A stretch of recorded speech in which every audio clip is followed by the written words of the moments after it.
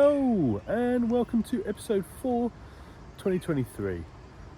Today I'm at Leeds Castle and I've been asked by the wildlife team to try and get some pictures of the Egyptian geese and their babies. So I'm quite mobile today. They're not the easiest to get close to get a picture of, particularly when they've got the babies. You don't want to disturb them, obviously. So I'm going to give it a go, see how I get on, and I'll keep you updated. Okay, thanks to a bit of local knowledge of the security team and also a message I was sent by the wildlife team here, I have been able to locate them quite quickly. Now they're a bit grumpy. They're actually shooing off most of the other birds in the area.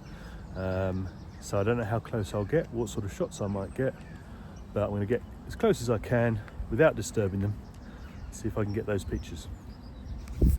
Okay.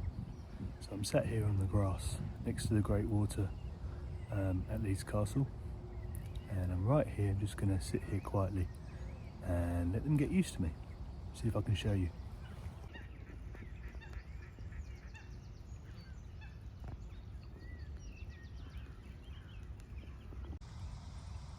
One of the really lovely things about just sitting quietly and observing whatever wildlife it is you've come to take pictures of is just seeing their behaviour. At the moment it's lovely to see that one of the geese is sat. I think it's probably the female. I don't know the difference yet, I need to look that up, but I think it's the female who's sat, opened its wings, and the two babies are just nestling under there, keeping warm. Completely out of sight now. It's lovely to see while the other, I think male goose, is walking around eating, feeding up. It's so fun to watch and see how they behave. It's one of the best things about being out in the wild. So even if you don't get the photos you want, the experience is really the main thing. A couple of other interesting observations, as well as what I'm assuming is the mother. It's probably completely wrong, but the goose that's currently looking after the young, eyes keep closing, but fully aware all the time, so like it's going to sleep, resting for a bit. Every time there's a noise or something nearby, the eye keeps opening up.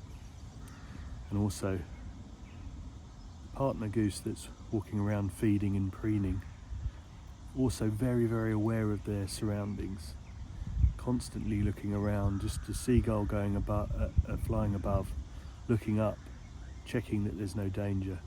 And I assume this is all because of the young being close by, obviously. But they're very comfortable with me being here now. I've sat for about an hour with them without them trying to shoo me off. I got a couple of hisses when I first came up to them, but just stopped still and waited, and now they're going about their business. So really, really interesting to see their behaviour today.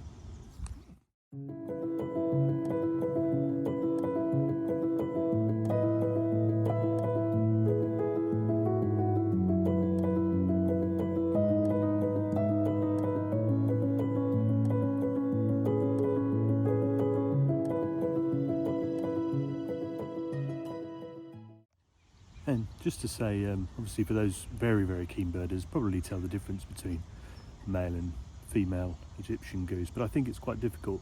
Many of you out there may not have heard of sexual dimorphism, which is a term that refers to whether a species is very similar as male and female or very different as male and female, and depending on the species, humans, wildlife in general, birds, some are very, very similar, and the Egyptian geese are like that. So if you know their behaviour, maybe even the sound they make, I'm sure you'll be able to tell the difference between the male and the female. Unfortunately, I'm not that good.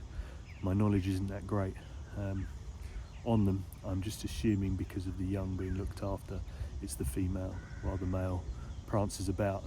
Maybe a sexist view. I don't know whether that's the case or not, but yeah, that's sexual dimorphism. Look it up, it's a very interesting subject. So, a successful day at Leeds Castle, taking pictures of these Egyptian geese and their young. As with lots of geese, they're quite aggressive, protective. So one of the main things to do is obviously, not just geese, but any species really, is to sit quietly, find a spot, watch how they move, what direction they're moving in, and then hopefully they'll come to you if you've picked the right spot to wait in. The Egyptian geese are striking. It's a striking member of the goose family, and not native to the UK. I think came to the new UK as an ornamental bird, like things like the black swan and other birds like that, back in the 18th century, I think I read before. So they've been around for a few hundred years in the UK, and an official UK bird species for the last 50 years, I think, as they've become widespread and bred themselves after being introduced here from, well, as the name suggests, Egypt and Africa. I think back in the day they're a sacred bird in Egyptian culture. I'll have to research that. I don't know if they still are, but fantastic species. Lovely to watch the parents here looking after the young, and just observing their behaviour, letting them come to me and getting some lovely footage and photos. Of course, one of the things I've mentioned in lots of my videos over the years is coming out to take a picture of a very specific species of bird or animal in general and being unsuccessful, but needing to press on, still get out there, go to the next location, do your research, and if you weren't successful one day, you might be the next. And today, came here for a very specific species. Was asked by the wildlife team to see if I could get some pictures, and today's been a good day for it. So I have some great pictures for me, great pictures for them, and most of all, an amazing experience as always. Thanks very much for watching. Bye.